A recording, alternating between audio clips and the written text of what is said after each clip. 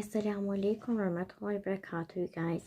Hello, today I'm going to be making a video and we're going to be talking about how can you make sure that you are not lazy to pray, because I know most people are way too tired and they just basically they can't pray. So today I'm going to be giving you some tips that'll help you make them feel more productive and feel more energized, which I think will definitely make you more easier, because I used to be very lazy to pray, but like ever since I started praying, time really changed me, my personality, my life, my productivity, and just like my hygiene and all that stuff. And I think it'll also do something great to you too, and it'll create a great impact on us. So let's explain.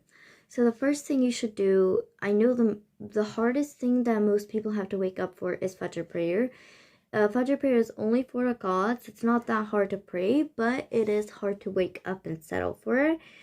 And especially at these times where we have also school, like we have school at 8 a.m. and we have to wake up for Fajr, like suhoor, tahri, whatever you want.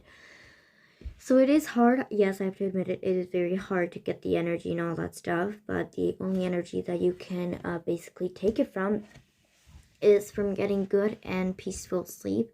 So I highly recommend you should sleep early, and you should not try to stay up at night or like use social media in your bed at night, because that'll only just make your brain feel more pressured. So you just need to take a nap.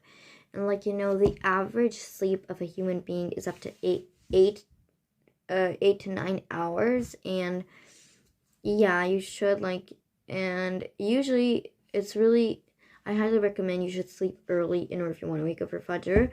Sometimes I had to work on things and I had to sleep late, so I missed Fajr sometimes. So please don't try to sleep late. It'll also lower your sleep and energy, and it'll make you miss Fajr. So the first tip is make sure you are don't eat before sleep. Don't go to sleep right after eating. Make sure you brush your teeth and just have a bit of a skincare self-care time and then go to sleep, because usually eating can cause some stomach growling during night and it could lower your sleep. Next is work excuses. Work is a legitimate excuse that we can also take. For example, you're at school, you can't pray Dhuhr. Well, I have this method that actually really helps me a lot, that still works. So for example, your school finishes at 12:30. Yep, it finishes at 12:30, and Dhuhr is basically at 11 a.m. It's a bit earlier and you're still in school or at work, whatever, and you want to be in time for Dhuhr. Then Dhuhr has basically is basically 2, 3, 4 hours apart from Asr in most places, but no, averagely it's 2 hours apart. And once you go home, when you come home, if you don't have wudu, then go make it and just prepare the sujood, because you still have time until Asr. And I believe that work or school is a legitimate excuse for your prayer delaying. But some schools also have lunch break, so in that lunch break you can just go and find a safe room to pray in.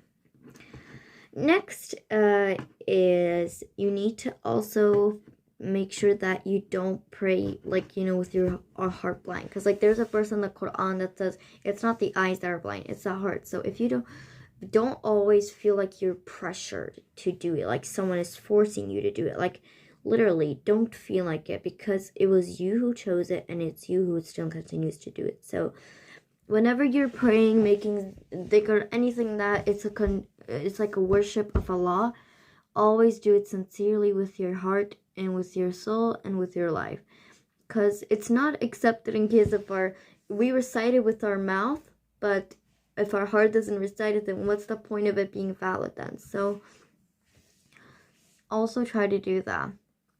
Next thing is to not feel lazy is to always make sure that you don't put pressure on yourself. Don't put pressure on yourself, and don't have that little mind in you saying you have other things to do. You have homework, you have school, you have to clean up your house and stuff like that. those are some things that some shaitan gets into our mind to stop us from prayer, and I don't want any of you to be fooled by that. Never feel like the pressure, or never make your brain like, you know, like, don't make your brain explode because of how much work you are. It's best, you know, guys, in order, if you want to be productive, and in order if you don't want to cause yourself stress, I highly recommend you should start journaling, like, you know, bullet journaling. Like, for example, this is mine. I always put what I have to do for today, and like, you know, you put on your list and everything, and you just tick everything, and that really helps you with releasing the stress. So yeah, this is a bit of what a to-do list of the day looks like. This is how it looks like. You just have to put on things like that. And yes, for Isha prayer, I think most people are home, but usually it's gonna be hard to pray for those people who work until midnight. But of course, they must have breaks. So in case if they do have breaks, then that's amazingly okay. Like, until they work like midnight, you have to sleep, and you know, we can't have the energy to wake up for Fajr. So it's kind of hard for that. Like, you know, some people work, some people are sick, some people are old, some people are too young. But, you know, like, even if you're at work, like, it doesn't really matter, because like for example, if you have that kind of job that you know you can't go, basically, you know, like, to pray, you can just like find a safe space. And yeah, also, guys, I know most people struggle with keeping the wudu the entire day. And yes, I also struggle, like every single human being struggles, because they obviously can't keep it all day. And mashallah, in case of you, if you can, but like, you know, our body needs to do its things, like, you know, to do its metabolism, and just, you know, make the cycle of all that stuff. And we obviously have to make sure it's that. So I know for most people it's hard. But now I'm going to be giving a bit of some prayer tips to make sure that in case if you're starting to pray, then you must know these. Number one, you should never ever pray with your mouth closed. Like, for example, I'm going to recite Surah Fatiha right now in my mind. Let's see. See, it's very forbidden, because it's not accepted. Either dua, either dhikr, either Quran recital, either salat, it is not accepted without your mouth, without your lips moving. Because usually it's also something not good for you, because if you're reciting it on your mind, you're like, you know, our minds don't think just one thing, they think so many things, and that could keep us distracted from prayer. So that's why it's great to do it. And I have a praying tip and method that actually really helps you.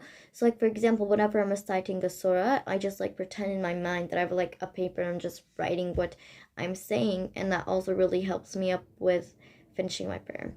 Second, don't recite or make ruku, sujud, all these mandatory parts of prayer too fast.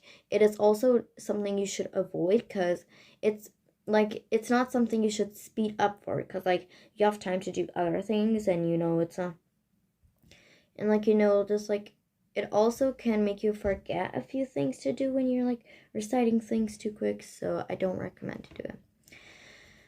Number 3, don't try to do makruh things. Like, for example, in case of your hijab or your outfit is not standing well and you want to fix it, just do it. But in case if it's really, really disturbing you, then you should do it. But if you just are bored and want to do something, then no.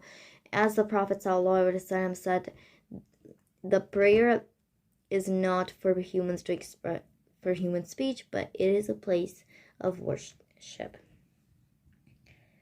And yes, guys, that was it for the video. So make sure you click like, subscribe, share it to your friends and family, and don't forget, spread the deen and dawah.